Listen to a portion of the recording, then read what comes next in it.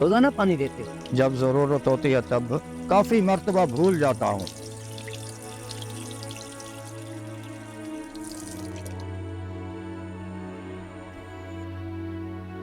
تمہارے بھولنے کے بعد پھول خوشبو دینا بند کر دیتے ہوں گے؟ یہ پھول ہے، انسان نہیں۔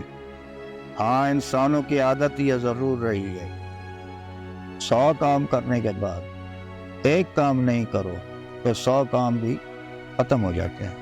اور یہ پھول انسان کی قبر کو خوشبو دیتے رہیں گے جب تک یہ مرجھا نہیں جاتے۔ مرنے کے بعد انسان بھی قبر پر بخشش کی دعا کرتے ہیں، بس دکھ اس بات کا ہے کہ زندگی کے ہوتے ہوئے قدر کیوں نہیں کرتے۔ ہاں، لگتا ہے کہیں سے ٹھوکر لگی ہے۔ ابراہیم بھائی، بڑا مشکل ہے اپنی بے بسی کو اپنے منہ سے بتانا۔ کسی کو شکوہ ہے مجھ سے کہ میں نے اس کے لیے کچھ بھی نہیں کیا۔ شکوہ کرنے والے نے کچھ کیا ہے تمہاری خاطر؟ میں نے کبھی اس سے شکوہ نہیں کی۔ تبھی تو وہ شکوہ کر رہا ہے۔ کہ شکوہ جائز ہے کیونکہ وہ مجھ سے چھوٹا ہے۔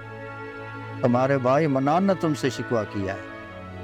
منان کو لگتا ہے کہ میں نے بابا کی ساری ملتیں ختم کر دی ہے اور اس کے حصے میں کچھ بھی نہیں رکھا۔ یہاں تک مجھے معلوم ہے کہ والد آپ کے ایک مزدور تھے۔ اللہ آپ کے والد کو جنت میں جگہ دی۔ ان کے پاس کوئی بھی ملکیت نہیں تھی سوائے ایک کے۔ وہ کون سی؟